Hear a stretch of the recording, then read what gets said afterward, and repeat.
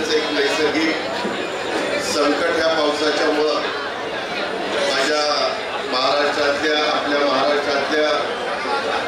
मराठवाड्यातल्या काही विदर्भातल्या अशा वेगवेगळ्या भागामध्ये आलेल्या आहे।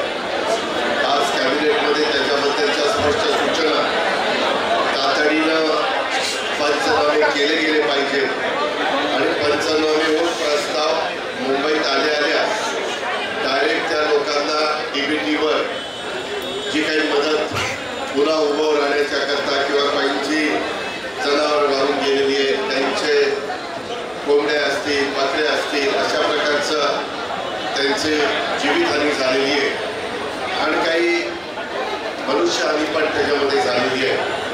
पण त्याच्यामुळं या सगळ्याच्याकडं राज्य सरकारचं फार बारकाईनं लक्ष आहे।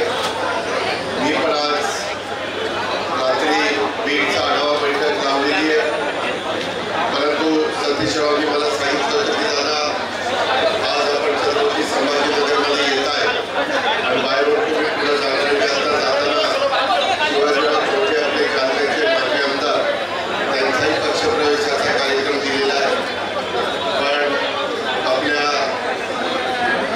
मराठवाड्याचं एक महत्त्वाचं प्रवेशद्वार म्हणून छत्रपती संभाजीनगरची ओळख आहे। संघटनेच्या कार्यकर्त्यांना बसायला उठायला आमच्या महिला असतील, युवक असतील, युवती असतील, सर्व सेलचे प्रमुख असतील, इतर पदाधिकारी असतील, लोकप्रतिनिधी असतील, आजी माजी सर्वांनाच मीटिंग घेण्याच्या करता, नागरिकांचे प्रश्न सोडवण्याच्या करता, लोकांना एक हक्काचं अशा प्रकारचं ऑफिस असणं गरजेचं असतं आणि अतिशय मोक्याच्या ठिकाणी हे राष्ट्रवादी काँग्रेस पक्षाचं ऑफिस आजपासून आपण उघडलेलं आहे।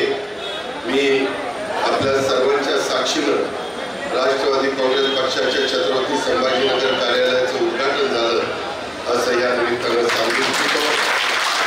एकंदरीतच माझी आपल्याला सगळ्यांना विनंती आहे की हे सगळं काम करत असताना आपण सातत्याने समाजातल्या सर्व घटकांना की शिवशाहू फुले आंबेडकर यांच्या विचारधारेनं राष्ट्रवादी काँग्रेस पक्ष पुढे चाललेला आहे आणि तीच विचारधारा स्वर्गीय यशवंतराव चव्हाण साहेबांनी देखील राज्याचा प्रमुख असताना त्यांनी तशा पद्धतीनं लोकांच्या मध्ये उतरवण्याचं काम, पुढे नेण्याचं काम केलेलं आहे आणि हे नवीन माझ्या कार्यालयाच्या उद्घाटनाच्या निमित्तानं मी समस्त छत्रपती संभाजीनगरमधल्या शहरवासियांना, माझ्या ग्रामीणच्या सहकारी मित्रांना सगळ्यांना शुभेच्छा देतो। काँग्रेस पक्षाचा रौप्य महोत्सवी वर्ष आहे। मागे आपण 10 जून 1999ला शिवाजी पार्कच्या मैदानावर या पक्षाची स्थापना केलेली होती आणि त्याला बघता बघता मी महाराष्ट्रात फिरत असताना सांगतो काळ वेळ पुढा करता थांबत नसते आणि त्या प्रकारे 25 वर्ष पूर्ण झालेली आहे। आता नवीन पिढी पुढे आलेली आहे, त्यांनाही आपण सगळ्यांना मार्गदर्शन करायचं। आजच सुप्रीम कोर्टाचा निकाल आलेला आहे की जानेवारी पर्यंत नवी स्थानिक स्वराज्य संस्था ते सगळे पदाधिकारी हे सदस्य निवडून आले पाहिजेत आणि तिथपर्यंतच हा सगळा कार्यक्रम संपवला गेला पाहिजे। आम्हाला एका गोष्टीची जाणीव आहे, कार्यकर्ता हा ह्याच्यातून तयार होत असतो आणि गेले जवळपास 4.5 वर्ष आपल्या महाराष्ट्रामध्ये महानगरपालिका, नगरपालिका, नगरपंचायत, जिल्हा परिषद, तालुका पंचायतीच्या निवडणुका या काही ना काही कारणानिमित्त सुप्रीम कोर्टामध्ये केसेस चालू असल्यामुळं होत नव्हत्या, परंतु आता सुप्रीम कोर्टाने क्लिअर हा आदेश दिलेला आहे आणि तशा पद्धतीनं महाराष्ट्राचे निवडणूक अधिकारी ज्यांच्यावर या निवडणुका घेण्याची जबाबदारी ते त्या निवडणुका पार पाडतील।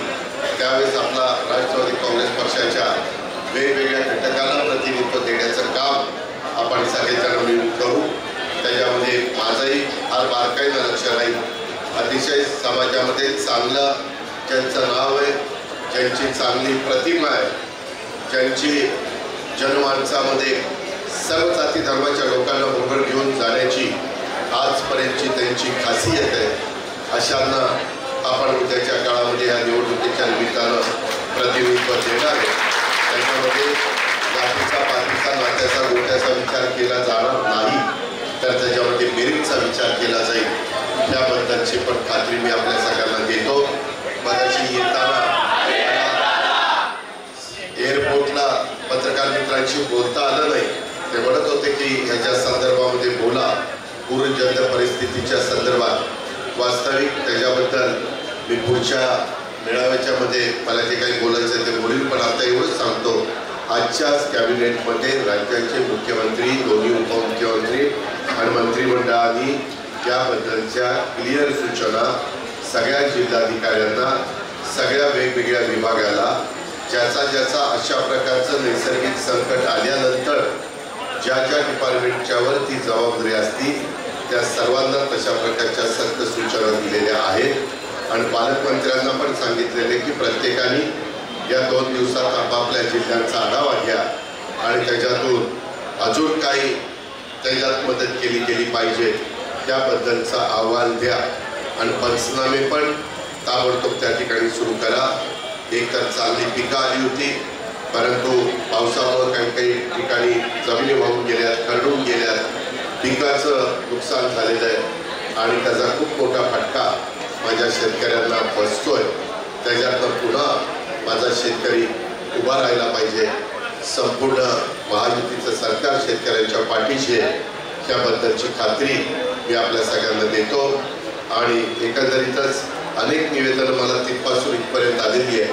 त्या निवेदनाचा ज्यांच्याकडं त्याचा पाठपुरावा करण्याची गरज आहे, ज्यांना आदेश देण्याची गरज आहे, तशा प्रकारचे आदेश माझ्याकडनं आणि माझ्या सहकाऱ्यांच्याकडनं दिले जातील याबद्दलची ग्वाही आपल्याला देतो.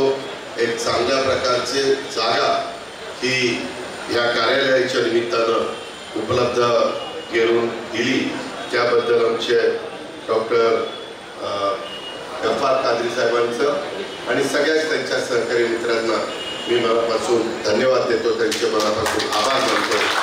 आणि इथं येणाऱ्या प्रत्येक छोट्या मोठ्या कार्यकर्त्याचं किंवा कुठल्याही नागरिकाचं समाधान होईल.